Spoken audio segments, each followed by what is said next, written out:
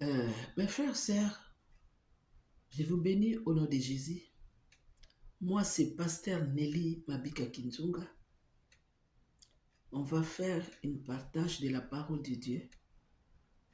Notre thème, c'est l'avènement du Seigneur Jésus-Christ.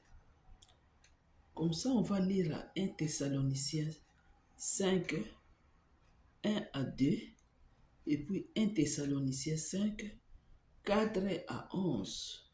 Après 1 Thessaloniciens 5, 16 à 22. On parle toujours sur l'époux qu'on attend qui va venir.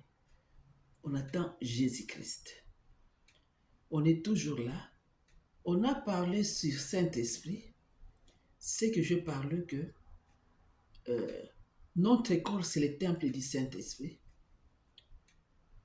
Saint-Esprit est avec nous. Nous sommes connectés avec Jésus par Saint-Esprit. Même si le mari tarde, attends là, parce que le Saint-Esprit est en nous. Jésus avait dit que je vous laisse pas l'orphelin, mais je vous laisse avec le Saint-Esprit qui nous révèle toutes choses.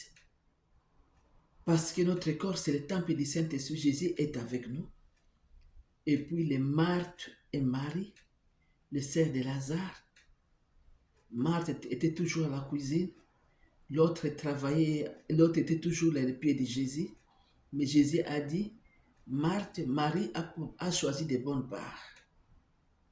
J'avais dit qu'on doit être Marie, on doit être aussi Marthe. Deuxième vidéo j'avais fait, on a parlé de la sanctification. Que sans la sanctification, personne ne verra Dieu. Comment est-ce qu'on paie notre loyer? Et comment est-ce qu'on mange? Comment est-ce qu'on vit? Il y a nos frères qui ont pris l'héritage que nos parents ont laissé. Ils ont pris sans donner aux autres. J'ai parlé pour la sanctification.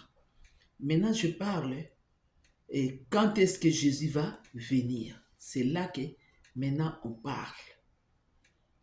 C'est à 1 Thessaloniciens 5, 1 à 2.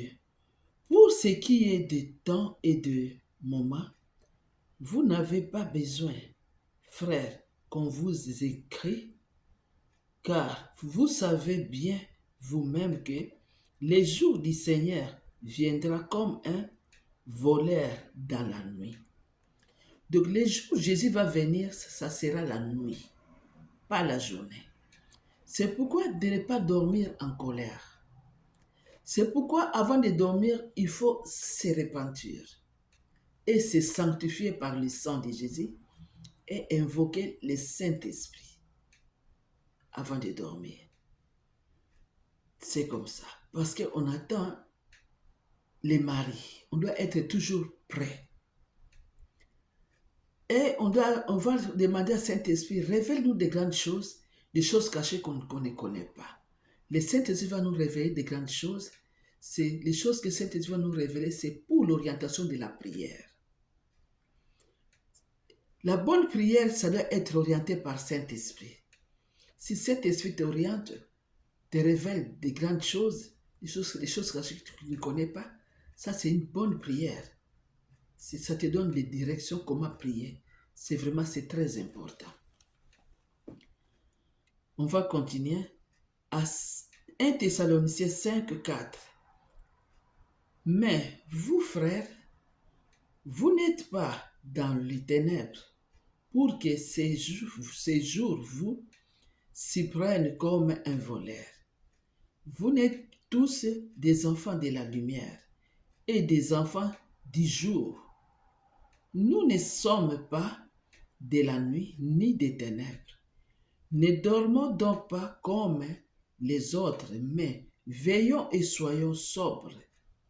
Car ceux qui dorment, dorment la nuit, et ceux qui s'enivrent la nuit.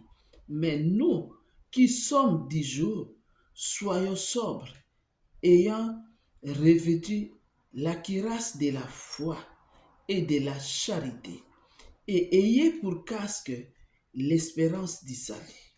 Car Dieu ne nous a pas destinés à la colère, mais à l'acquisition du salut par notre Seigneur Jésus-Christ, qui est mort pour nous, afin que, soit que nous veillons, soit que nous dormons, nous vivions ensemble avec lui. C'est pourquoi exhortez-vous réciproquement et s'édifiez-vous les uns les autres comme en réalité vous le faites. Soyez toujours joyeux, priez sans cesse, rendez grâce à toutes choses, car c'est à votre égard la volonté de Dieu en Jésus-Christ. N'éteignez pas l'esprit, ne méprisez pas les prophéties, mais examinez toutes choses, retenez ce qui est bon, abstenez-vous de toute espèce du mal. Amen. Que Dieu vous bénisse pour la parole de Dieu.